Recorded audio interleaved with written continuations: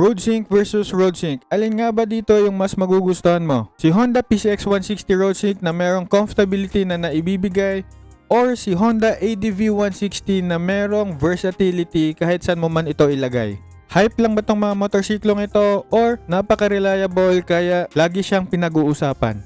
Kaya sa video ito, pag-usapan natin about isang kanilang side-by-side comparison, specs and key features, yung ating final thoughts dito about these motorcycles, whether these motorcycles are good motorcycle option or a must-buy kind of motorcycle decision ba para sa iyo. Ngayon, pag-usapan natin ang kanilang side-by-side comparison. If makikita natin dito sa pricing, si Honda ADV 160 RoadSync is merong 174,900 pesos. Tapos, meron naman tayong 154,900 pesos kay Honda PCX 160 na RoadSync version. Standard price nga pala ni Honda ADV is merong 166,900 pesos. Tapos, kay Honda PCX 160 na standard version naman is 133,400 pesos. Meron na nga pala tayong 5 colorways dito kay Honda ADV 160. Tapos 5 rin naman na colorways yung kay Honda PCX 160. Meron tayong white, green, black sa standard version ni Honda ADV 160. Tapos yung RoadSync version naman is merong quartz brown and matte white. And if makikita natin dito kay Honda PCX naman is meron tayong white, red, gray sa standard version. Tapos meron tayong white tsaka black sa kanilang RoadSync version. Ngayon naman, if pag-uusapan natin yung kanilang headlights mga boss, both of these motorcycles is naka-LED naman, so maganda siya. Yung blinker natin dito, iisa lang kay Honda PCX RoadSync, tapos kay Honda ADV naman is nakahiwala yung kanyang blinker. Ngayon naman sa likod, same pa rin naman kay Honda PCX na in one frame lang yung kanilang rear tail light tsaka yung signal light, tapos yung kay Honda ADV naman is nakahiwala yung kanilang blinkers. If pag-uusapan naman natin ngayon ang kanilang instrument panel, halos pareho lang sila ng instrument panel, Pero ang maganda dito mga boss, if RoadSync yung pipiliin nyo, naka 5-inch TFT display na tayo dito. Tapos, gagamitin natin yung motor natin, is kitang-kita nyo pa rin yung mga information ng mga motor nyo kahit patirik na tirik yung araw.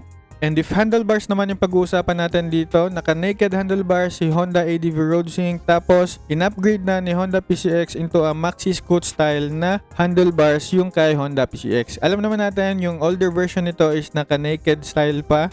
Ngayon is naka-maxi style na yung kaniyang handlebar. Kayo ba mga boss, agree ba kayo doon sa upgrade ni Honda? Paki-comment nyo nga dyan sa comment section. Ngayon naman, if tatanungin tayo if naka-keyless remote ba both of these motorcycles, ang masasagot natin dyan is yes. So maganda yung starting ignition natin dyan. Tapos pareho naman tayo dito na naka 30 liters na luggage box for Honda ADV tsaka kay Honda PCX. Maganda yan kasi napakalaki ng ating extra storage, which is alam naman natin kay NMAX tsaka yung kay Aerox is 24.5 liters tsaka 25 liters lang yung kanilang underseat compartment na pwede malagyan. Pareho na nga rin pala sila mga boss na merong charging port, naka USB-C charger yung kanilang socket dito. So okay na okay kasi napaka modern ng kanilang nailalagay dito na charging socket. Both of these motorcycles naman is naka mags yung kanilang wheel type. Tapos merong kulay kaunti na accent kay Honda ADV, tapos almost black lang talaga kay Honda PCX. And the fuel tank naman yung pag-uusapan natin dito, halos the same lang naman sila na 8.1 liters. Tapos sa fuel consumption nga lang, lamang dito si Honda PCX ng 46 kilometers per liter, tapos 45 kilometers per liter lang naman yung kay Honda ADV. Again mga boss, kapag fuel efficiency yung pag-uusapan, estimated lang yung mga yan. Nasa actual rider pa rin yan kung paano sila humarurot sa kanilang mga motorsiklo. Displacement dito mga boss, same lang sila na naka 157cc 4-valve liquid-cooled ESP Plus engine, which is pag-uusapan natin yung kanilang specs maya-maya kasi nagsa side-by-side comparison pa tayo ngayon. And if pag-uusapan natin yung kanilang gulay board, ang masasagot natin dyan is both of these motorcycles, wala silang gulay board. Kasi dyan nakalagay yung kanilang fuel tank or yung kanilang refiller. So, kailangan talaga na wala tayong malagay dyan na something. However, meron namang accessories na pwede mapaglagyan if ever gusto nyo talaga mapaglagyan ng something. And ang nakaganda din naman dito is that naka footrest extension tayo dito for both of these motorcycles, which means dagdag relaxation to pag ginagamit nyo to for longer rides. Ngayon naman mga boss, If park brake ang pag-uusapan mga boss, wala tayo dito kay Honda ADV tsaka Honda PCX. However, both of these is merong ISS or idling stop system, which is yung start and stop system na nakapagtutulong sa mga motor natin na makapagdagdag ng fuel efficiency, lalo na sa mga stoplight, yung mga nakahinto tayo. Kasi mamamatay automatically yung makina para makapagdagdag ng fuel efficiency. Pag hindi nakaandar yung makina, diba, less yung consumption sa mga gasolina natin. Both of these motorcycles din naman is meron ng hazard switch, which is maganda talaga. Naka-tubeless tires na din, so less na yung pag-aalala if ever magka-aberya ka. Pero wala naman tayong kickstart for both of these motorcycles. So kailangan talaga maging alisto tayo, maging aware tayo dito if nafe-feel na natin na medyo nalulobat na yung mga motor natin. And lastly mga boss, if top box inspo o yung customization yung pag-uusapan natin dito, makikita natin dito si Honda PCX na more on thigh concept talaga yung mga nakikita natin dito kay Honda PCX. But if si Honda ADV yung mga makikita mo, marami talagang mga motorcycle riders na naglalagay dito ng top box, mga naglalagay ng side panniers, which means mas marami kang mailalagay na karga if ever gagamitin mo pang adventure, di ba? Ngayon naman, pag-uusapan na natin ang kanilang specs and key features. Ngayon naman mga boss, pag-usapan natin yung kanilang spec sheets, which is almost the same lang sila na merong 156.9 na displacement, naka-liquid cooled na rin, tapos yung camshaft nila is naka-single overhead cam na naka 4 valves, meron tayong 15.8 horsepower at 8,500 RPM na power and the torque of 14.7 Nm at 8,500 RPM. Pareho rin sila ng compression ratio which is 12:1, bore stroke is 60 by 55.5 and 8.1 liters na fuel capacity. However, meron tayong wet weight of 134 kilograms kay Honda ADV, tapos 133 kilograms naman kay Honda PCX if both of this motorcycle is road sync yung pag-uusapan. Ngayon naman, pag-usapan natin yung kanilang dimensions. Meron tayong 780mm na seat height kay Honda ADV, 165mm yung ground clearance, and 1324mm naman yung kanyang wheelbase. 110 by 80 by 14 yung ating front tires dito, while 130